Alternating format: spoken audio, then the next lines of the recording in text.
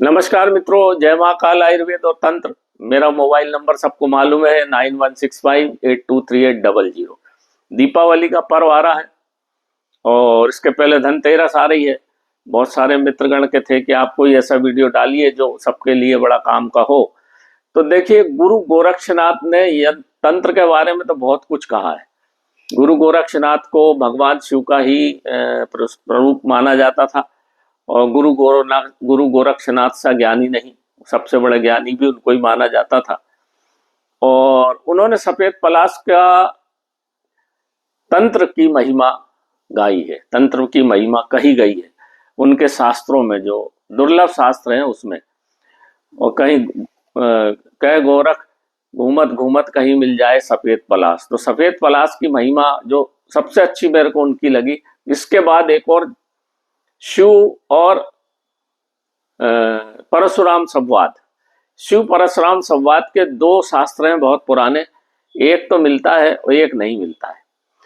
तो उसमें भी भगवान शंकर ने परशुराम को सफेद पलाश की महिमा, सफेद पलाश की माला, सफेद पलाश के पुष्प, सफेद पलाश की रस से गुटखा का निर्माण और भी बहुत सारी चीजें सफेद पलाश की बताई है। क्योंकि सफेद पलाश होता है ब्रह्म वृक्ष, वैसे भी पलाश को ब्रह्म वृक्ष बोलते हैं।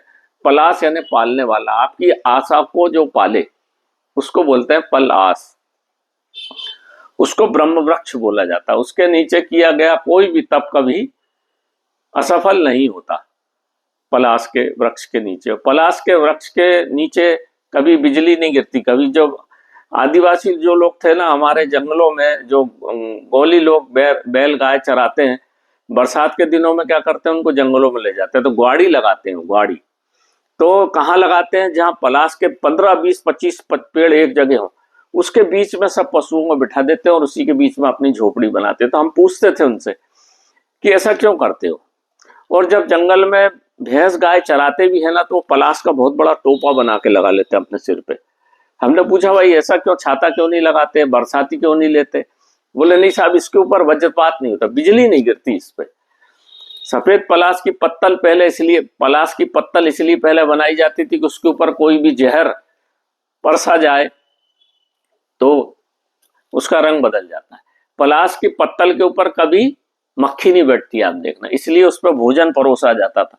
इसके सब वैज्ञानिक कारण है ये तो, और आयुर्वेदिक तो बहुत सारे कारण है। तो अपन वापस तंत्र में आ जाए, नहीं तो वीडियो बड़ी हो जाएगी। तो ये देखिए, ये सफेद पलाश के पुष्प हैं, पास से बता दो भाई। ये क्योंकि अभी फरवरी में लाया था मैंने, तो ये इस तरह से थोड़ा सा इनका रंग ऐसा हो जाता है ये सफेद, बिल्कुल देखिए ना, पीला रंग कहीं नहीं है, सफेद। ये अतिशय दुर्लभ चीज है, इसमें पूरा लक्ष्मी का वास रहता है, पूरा 100%। और ये है सफेद पलाश की माला, ये इसको बोलते हैं सुमेरु। ये गुड़िया, ये गुड़िया यहाँ से चौड़े होते हैं और यहाँ पे सकरे हो जाते हैं। ये 27 गुड़िया की माला है, इसको बोलते हैं करमाला। इसको करमाला मतलब ये हाथ में ऐसी फेरी जाती, चौड़े तरफ से सकरी तरफ जाना चाहिए, जैसा सांप का मुंह होता है, चौड़ी से ऐसी फेरी जाती है इसको, ये ऐसी चलती है ये माला। ये करमाला इसलिए कहलाती कि इसके लिए जो गोमती होता है, जो गौमुख होता है, वो कपड़े की जो थैली उसमें रखने की आवश्यकता नहीं पड़ती है, ऐसी चलती है। फिर इसको ऐसा पलट लेते, सुमेरु को कभी भी पार नहीं करते। बैठ जाओ वहीं। तो ये सफेद पलाश की दुर्लभ माला है।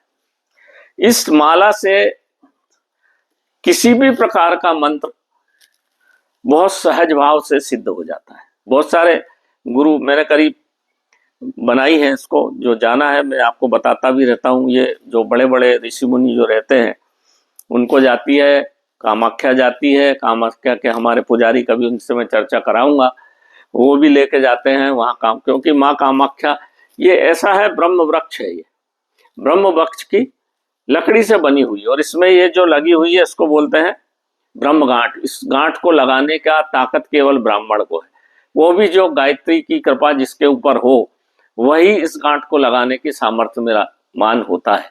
आपने देखा होगा माला बहुत सारी, माला का मतलब क्या होता है, यहाँ से चौड़ी और यहाँ से सक्रिय ने सांप के मुंह के समान हो जाती है। और आपकी जो श्वास चलती है ना, श्वास पहले आप खींचते तो ज्यादा तेज जाती मोटी, फिर आधी दो भाग में बढ़ जाती है, प्राण आपके चले जाते हैं आत्मा में, बाकी ऑक्सीजन आपके शरीर में, और जब वापस निकलती है तो पूंछ के समान, सांप के पूंछ के समान वापस श्वास यहाँ से गई और नाभि पे से लौट के वापस निकलती है तो पतली हो जाती है। ये यही प्रक्रिया माला में है। जब आप मंत्र पढ़ते हैं बीज मंत्र, तो बीज मंत्र को अंदर श्वास खींच के रोक के और फिर छोड़ के अगला गुरिया पकड़ते हैं। फिर बीज मंत्र को, जैसे ये लक्ष्मी की है, इसकी अगर एक माला धनतेरस पे कर ली जाए तो लक्ष्मी हमेशा सिद्ध रहेगी। आपके घर में कभी क्लेश नहीं होगा, भूत प्रेत बाधा जिंद पिशाच मैं दावे के साथ बोल सकता हूँ आपके घर में नहीं फटकते। जो मैं गले में अपने भी पहने हुए हूँ, क्योंकि मेरे को तो बहुत दीपावली पे भी फिर जाना पड़ेगा कड़े के लिए सिद्ध करने, तो मैं भी अपने गले में पहने हूँ। मरघट में भी मेरा कोई भूत पिशाच, कोई गाला गाला जादू टोना कोई मेरे ऊपर कर ही नहीं सकता, टिकता ही नहीं। ब्रह्म से बड़ा कौन, अहम ब्रह्मस्मि। आप सीधे ब्रह्म से संपर्क में आ जाते हैं। जैसे ही आप अगर 1,00,000 माला का फेरने का जो पुण्य आपको, जो लाभ आपको दूसरी मालाओं से होता है, वो सिर्फ एक माला से इसको प्राप्त होता है। तो धनतेरस से महालक्ष्मी पूजा मतलब दीपावली तक अगर आदमी 11 माला कर दे और रोज एक माला करे तो उसके घर में कोई कष्ट टिकता ही नहीं। चाहे आप ओम श्री ह्रीं क्लीं चामुंडाय विच्चे फटाफट बोलिए, आप ओम श्री ह्रीं क्लीं चामुंडाय विच्चे, ओम श्री ह्रीं क्लीं चामुंडाय विच्चे, ओम श्री ह्रीं क्लीं चामुंडाय विच्चे, तो आपको माँ भगवती की कृपा हो जाएगी। माँ भगवती की कृपा जरूरी, क्योंकि देवी आराध्य वही है, देवादि देव तो भगवान शिव है, उनसे भी बड़ी है माँ काली। तो माँ चामुंडा का मंत्र करना है, या ओम नमः शिवाय का बीज मंत्र करना है, ओम नमः शिवाय, ओम नमः शिवाय, ओम नमः, या श्रीम श्रीम श्रीम लक्ष्मी का श्रीम मंत्र है, गणपति का ओम गम गणपति नमः, या ओम गम ओम गम ओम गम ओम गम, या ओम गम गणपति नमः, कोई सा भी मंत्र गढ़, जो पहले गणेश जी का एक कर लीजिए, फिर शिव जी का कर लीजिए एक माला, फिर माँ भगवती का कर लीजिए, बस हो गया। आपको और कुछ करने की संसार में जरूरत ही नहीं। मैं दावे से बोलता हूँ आपका घर मंदिर बन जाएगा। और करते हैं, और लोगों को मैंने करवाया है। चाहे आप गायत्री की उपासना करते हैं तो गायत्री मंत्र सिद्ध कर लीजिए, गायत्री मंत्र बहुत जल्दी इसकी कृपा होती मेरे ऊपर हुई है, और आपको 21 दिन में समझ में आ जाएगा। 21 दिन में आप किसी के भी सामने बैठेंगे तो आपको उसके मन की बात आपको पता चल जाएगी। ये पता चल जाएगा किस कारण से आया है, क्या बोलना है।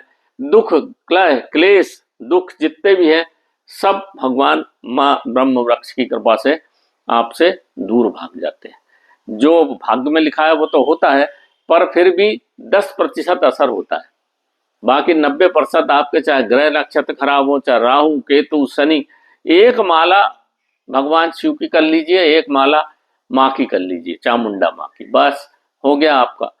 कोई कुछ बिगाड़ ही नहीं सकता संसार में। पर दिक्कत क्या है कि आप करना कुछ नहीं चाहते हो। आप चाहते हो कि तंत्र मंत्र वाला कोई तांत्रिक आपको जादू टोना फूक फाक कर दे, और आप बिल्कुल अच्छे हो ही नहीं सकते, आप अच्छे हो ही नहीं सकते, क्योंकि करना आपको पड़ेगा।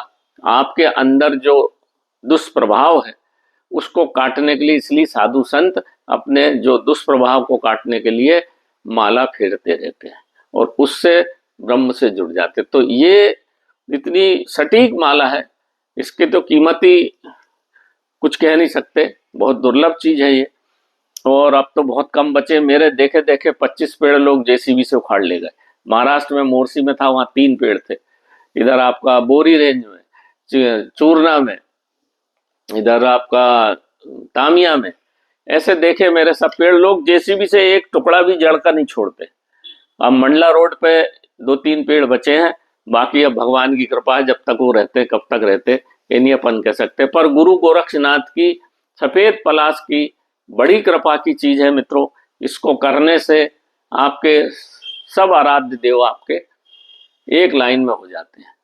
और इसको हाथ में रख के आप अपने कुल देवी कुल देवता का स्मरण करिए और आपके पितरों का स्मरण करिए, क्योंकि ये ब्रह्म वृक्ष है तो आप पितरों से भी आशीर्वाद प्राप्त करने लगते हैं। जिसके लग्न पत्रिका में पितृ दोष हो, काल सर्प दोष हो, शनि दोष हो, केतु दोष हो, सबका समन हो जाता। पर करना आपको पड़ेगा श्रद्धा भाव से। सुबह जिस भी टाइम आप फिक्स करते हैं, शाम को या सुबह एक टाइम पे आप फिक्स करके करिए, आप देखिए अपार कृपा होगी भगवान की। जय महाकाल आयुर्वेद।